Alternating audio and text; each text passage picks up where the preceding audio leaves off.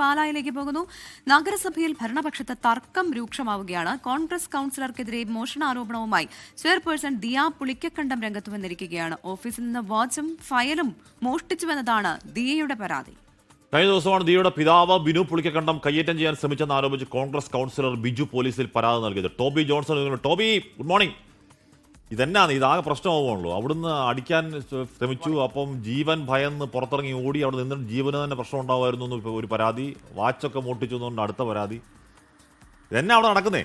നഗരസഭ തന്നെയല്ലേ? Hashmi Christina, good morning. സംസ്ഥാന രാഷ്ട്രീയത്തിൽ നടക്കുന്നതിലും അധികം കോളിളക്കങ്ങളാണ്, രാഷ്ട്രീയ പ്രശ്നങ്ങളാണ് പാലാ നഗരസഭയിൽ നടക്കുന്നത് എന്ന് പറഞ്ഞാൽ തെറ്റ് പറയാൻ സാധിക്കില്ല. നമ്മൾ മുൻപ് കണ്ടതാണ് ഒരു എയർപോർട്ട് കാണാതായതുമായി ബന്ധപ്പെട്ട് വലിയ വിവാദം. അത് കൗൺസിൽ ഹാളിൽ നിന്ന് ഒരു എയർപോർട്ട് കാണാതെ പോയി, അതുമായി ബന്ധപ്പെട്ട് വലിയ വിവാദം നടന്നു. അതിനുശേഷമാണ് ഇപ്പോൾ ചെയർപേഴ്സന്റെ മുറിയിലിരുന്ന വാച്ചും ഫയലും നഷ്ടപ്പെട്ടു എന്നൊരു പരാതി കൂടി വന്നിരിക്കുന്നു. കോട്ടയം എസ് പിക്കും ഡിവൈഎസ്പിക്കും ഇത് സംബന്ധിച്ച് പരാതി ചെയർപേഴ്സൺ ദിയ പുളിക്കക്കണ്ടം നൽകിയിട്ടുണ്ട്.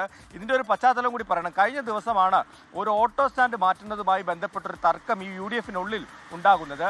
ഈ ഓട്ടോ സ്റ്റാൻഡ് മാറ്റി സ്ഥാപിക്കുന്നതുമായി ബന്ധപ്പെട്ട് കൗൺസിലർ 24-ാം വാർഡിലെ കൗൺസിലറാണ് ഈ ബിജു മാത്യു. അദ്ദേഹം ഒരു തീരുമാനമെടുക്കുന്നു. അത് ഈ ബിനു പുളിക്കക്കണ്ടവും കൗൺസിലർ, അതായത് ഈ സ്വതന്ത്ര കൗൺസിലർമാർ എന്ന് പറയുന്ന ഈ 3 പേർ അല്ലെങ്കിൽ UDF-ലെ മറ്റാളുകൾ അത് എതിർക്കുന്നു. അത് നിയമവിരുദ്ധമായി, ചട്ടവിരുദ്ധമായി അങ്ങനെ ഒരു കാര്യം ചെയ്യാൻ സാധിക്കില്ലെന്ന് പറയുന്നു. അങ്ങനെ UDF-ന്റെ പാർലമെന്ററി പാർട്ടിയിൽ ഒരു തർക്കമാകുന്നു. അത് കയ്യാങ്കളിയിലേക്ക് പോകുന്ന സാഹചര്യം ഉണ്ടാകുന്നു. അതിന് പിന്നാലെ ബിജു മാത്യൂസ് പോലീസിൽ പരാതി നൽകി. ബിനു പുളിക്കക്കണ്ടം കയ്യേറ്റം ചെയ്യാൻ ശ്രമിച്ചു എന്ന് പറഞ്ഞ് ആ കേസിന്റെ അന്വേഷണവുമായി ബന്ധപ്പെട്ട് ഇന്നലെ 2 പോലീസ് ഉദ്യോഗസ്ഥരും ഈ ബിജു മാത്യൂസും അവിടെ നഗരസഭയിലെത്തി ചെയർപേഴ്സന്റെ മുറിയിലിരുന്ന് ഈ മഹസർ തയ്യാറാക്കുന്ന ജോലികൾ ചെയ്തു എന്നാണ് നമുക്കറിയാൻ സാധിക്കുന്നത്. അതിനുശേഷം ഇവർ പുറത്തേക്ക് പോയതിന് പിന്നാലെയാണ് ഈ ഫയലും വാച്ചും കണ്ടില്ല എന്നുള്ള ഒരു ആക്ഷേപം പുറത്ത് ഇവർ ഉന്നയിക്കുന്ന ചെയർപേഴ്സൺ ഉന്നയിക്കുന്നത്. എന്തായാലും അത് സംബന്ധിച്ചുള്ള പരാതിയാണ് നൽകിയിരിക്കുന്നത്. നമ്മളിപ്പോൾ ബിജു മാത്യൂസിനോട് സംസാരിച്ചിരുന്നു. അദ്ദേഹം പറയുന്നത് ഞങ്ങൾ അങ്ങനെ ഒരു ഫയലോ ഒരു വാച്ചോ ഒന്നും തന്നെ എടുത്തിട്ടില്ല. ആ സമയത്ത്, അതായത് പോലീസ് ഉദ്യോഗസ്ഥരുമായി പുറത്തേക്ക് പോകുന്ന സമയത്ത് അവിടെ ബിനു പുളിക്കക്കണ്ടവും ദിയയും എല്ലാം ഉണ്ടായിരുന്നു. അതുകൊണ്ട് തന്നെ ഇതിൽ ആരോപണത്തിൽ ചില സംശയങ്ങൾ ഉണ്ടെന്ന് പറയുന്നു. എന്തായാലും രാഷ്ട്രീയമായിട്ട് വലിയ തർക്കത്തിലേക്ക് പോവുകയാണ് ഭരണപക്ഷത്തെ. കഴിഞ്ഞ ജോസ് ചീരൻകുഴിയുടെ പുത്തമ്പുതിയ എയർപോർട്ട് 30,000 രൂപയിലുള്ള പുത്തമ്പുതിയ എയർപോർട്ട് കാണാമോ എന്ന അന്ത പരാതി, അത് കിട്ടിയോ? അത് ഒരു അജ്ഞാതൻ പോലീസ് സ്റ്റേഷനിൽ കൊണ്ടുവന്ന് ഹാജരാക്കിയെന്നാണ് പോലീസ് പറയുന്നത്. എന്തായാലും ആ കേസിൽ ആരോപണ വിധേയൻ ബിനു പുളിക്കക്കണ്ടമായിരുന്നു. നമ്മൾ പോലീസിനോട് ചോദിച്ചു ഇത് ആരാണ് ഇത് കൊണ്ടുവന്ന് ഹാജരാക്കിയതെന്ന് ചോദിച്ചപ്പോൾ അത് പറയാൻ സാധിക്കില്ല, അതൊരു അജ്ഞാതനായിട്ടുള്ള വ്യക്തിയാണെന്നാണ് പോലീസ് പറഞ്ഞത്. എന്തായാലും ആ എയർപോർട്ട് അമേരിക്കയിൽ വരെ പോയതിന്റെ ട്രാക്കിംഗ് മനസ്സിലാക്കിയിരുന്നു. അതിൽ ബിനു പുളിക്കക്കണ്ടത്തിനെതിരെയാണ് ആരോപണം ഉയർന്നത്.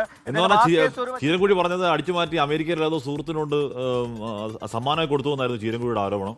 അപ്പൊ അമേരിക്ക പോയി യഥാർത്ഥത്തിൽ അതല്ലേ സാധനം കിട്ടി, കറങ്ങി തിരിഞ്ഞ് വന്നത്. അതെ, കിട്ടി.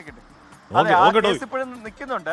അതിന് പിന്നാലെയാണ് ഇപ്പൊ ആപ്പിളിന്റെ വാച്ച് ആണെന്നാണ് അറിയാൻ സാധിക്കുന്നത്. ആഷ്മി, ഓക്കെ, നേരത്തെ 30,000 പേരുള്ള പുത്തം പുതിയ എയർപോർട്ട് ആരും അടിച്ചോണ്ട് പോയി എന്നുള്ളത് പരാതി. അത് പക്ഷേ ദുരൂഹമായ രീതിയിൽ പോലീസ് സ്റ്റേഷനിലേക്ക് എത്തി ആപ്പിൾ വാച്ചും പോയി ഒക്കെ എന്നാണ് പറയുന്നത്. മൊത്തം നമ്മൾ അങ്ങോട്ടും ഇങ്ങോട്ടുള്ള തർക്കവും രാഷ്ട്രീയമൊക്കെ മനസ്സിലാക്കി. അടിച്ചു മാറ്റി പരാതി കൊടുക്കാൻ പറഞ്ഞാൽ മോശമല്ലേ? അടിച്ചു മാറ്റല്ലേ? മോശം ചെയ്യല്ലേ?